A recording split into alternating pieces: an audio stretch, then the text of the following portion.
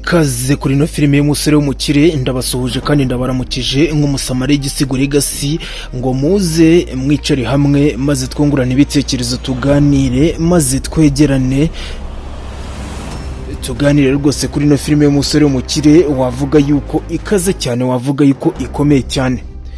Mbahaye ikaze rero kandi ukagukanda subscribe ufungura inzogera nimba utarakanda subscribe kugira ngo tuzajye tubasha kubana.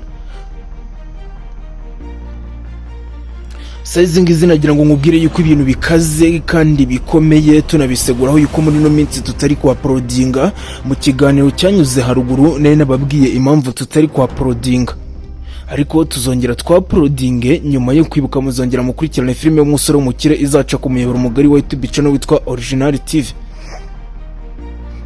Rero saizi ngizi nagira ngo mbabwire yuko hari ikiganiro nabakore kuri filime y'umusore w'umukire bayita aho nagize gutya ubundi nkabandikira inkuru rwose nkayikora neza nkayinonosora nkayinyuza kuri no muyoboro mugari wa YouTube channel witwa MK Kamariza.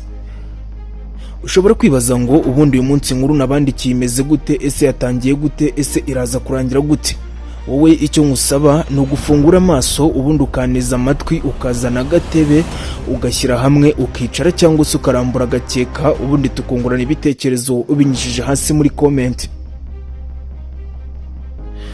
Kuri no tariki ya 9 z'ukwa kane 2026 wavuga ko nanditse inkuru iteye ubwoba cyane kandi ikaba iteye amatsiko, akaba ariyo mpamvu nimba ubashije kubona ino episode ya mbere nawe uzifuze gukurikirana episode ya kabiri kuko zizagenda ziryoha kurushaho uko ngenda nzibagezaho. Inkuru yacu ureka tuyihore kuri no musore witwa MK Original aho yagize gutya ubundi yarangiza agakunda umwana w'umukobwa witwa Cyusa abakinana muri MK Original TV ari filime y'umusore w'umukire. Aho MK yagize gutya ubundi agahamagara umuvandimwe witwa Cyusa akamubwira ati Cyusa ndashaka ko tuza guhura ubundi tukaganira uko bisanzwe rwose tukaganira ku rukundo rwacu tukungurana ibitekerezo tukareba yuko urukundo rwacu rwagera kure. Noneho nka Cyusa wamukundaga nawe ntago yigeze atera imigeri cyangwa se ngo atekereze kabiri, yamubwiye ati MK Original urabizi ko ngukunda uri umukunzi wanjye, icyo wansaba cyose nta na kimwe nakwima kereka icyo nafite cyangwa se nafitiye ubushobozi. MK Original yagize gutya arangije abwira Cyusa ati niyo mpamvu ngukunda, niyo mpamvu naguhisemo mu bandi bakobwa bose, niyo mpamvu numva yuko urukundo rwacu rusobora kuzagera kure ubundi ukambera umufasha tukibanira tukabyara hungu na kobwa. Aho MK yamubwiye ati iyo duhagararanye ndi kukureba mu maso yawe mbonamo akana akitwa hungu ndetse na Jezera. Aho MK yagize gutya akaba nka wamutahira rwose w'umupeti uri kubica bigacika mu gihugu cy'u Rwanda wavuga yuko ifite impano iteye ubwoba cyane, aho ayobora ubukwe akarinda abucyuza kandi ari umwana utarengeje imyaka 15. MK na Cyusa urukundo rwabo rukomeje kwiyongera, rukomeje gufata indi ntera, rukomeje kwiyongera cyane ariko ubwo baganire n'ubundi baraganira rwose aho Cyusa yaje kumuhereza agaciro baza guhura.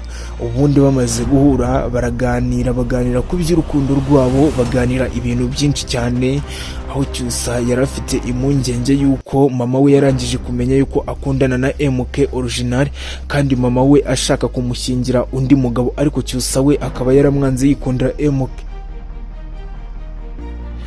Aho Cyusa yagize gutya akabwira MK ati MK rwose hari inkuru nshaka kuguhereza, ati ariko ndabizi yuko izo nkuru zitaje kugushimisha, ati kuko nanjye sinishimye, ati gusa unyihanganire sinakabaye mbikubwira, ati ariko bibaye ngombwa yuko mbikubwira MK, ati kagira inkuru umwana wa mama nta nkuru nimwe ushobora kumereza ngo imbabaze, ati kuko isaha iyo ari yo yose mba niteguye kukumva cyangwa se kwakira ibiza kuza muri iyo nkuru ushaka kuza kumereza.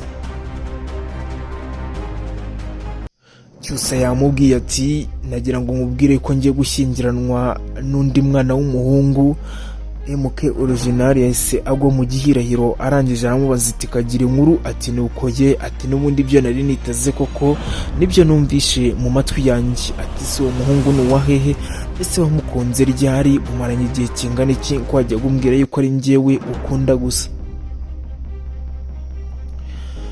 Cyusa yamubwiye ati mu by'ukuri nubwo bwose ngiye gushyingiranwa nawe ku gahato, ati kuko nanjye simukunda na rimwe, simukunda namba, nta nubwo nigeze mukunda, ati sinzigera nanamukunda, ati ahubwo ni kubw'agahato ka mama, ati kandi simbishaka rwose.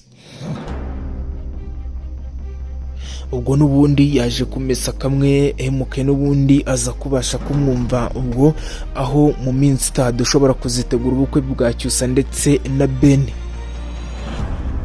Haje gukurikiraho agace ka Mama Cyusa bicaranye muri salo bari kuganira, aho Mama Cyusa atashakaga kumwumva, ubundi Mama Cyusa arangije aramubwira ati Ben wamukunda utamukunda ugomba kubana nawe, ati kuko sinshaka kubana n'akara gasore k'amafuti ngo ni MK Original. Ese ubundi abantu b'ubu ngubu kuki bihaye kudutekerereza bagashaka kudushakira, ese ubundi bishaka kuvuga iki, ese ni iki?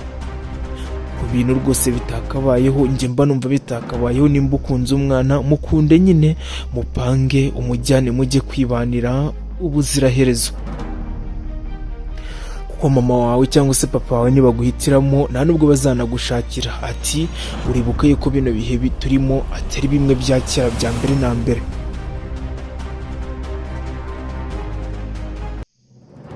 Inkuru yaje kurangira, ubundi hagurikiraho papa wa Cyusa ariwe Idirisa ari kumwe na Mama Cyusa, aho bagiye kwicara mu nzu. Ubundi Mama Cyusa amuhisha yuko ashaka gushyingira Cyusa ku gahato, ariko Cyusa agashaka kubibwira papa we. Mama Cyusa akongera akamuhema, akamubwira ati nta magambo namwe wemerewe kuvuga ahangaha. Nibwo papa Cyusa yamubajije ati kuki uri kubuza umwana wanjye kuvuga, bite byawe, wamuretse akavuga, uri kumuburiza iki? Turamubuza kubera iki? Hahise hakurikiraho Kamariza, ubundi Kamariza aza kubidobya, aho yagize gutya akaza kwa Idirisa ndetse na Mama Cyusa. Ubundi Kamariza arangije arababwira ati saizi ngizi mbazaniye amakuru atariho ivumbiti kandi ayo makuru arizewe, ati rero mugomba kugira gutya mugakomera icyaha kitaraba, ati kuko umwana wanyu ndabona agiye kubacika rwose, ati agiye kubacika cyane, bose baguye mu gihirahiro.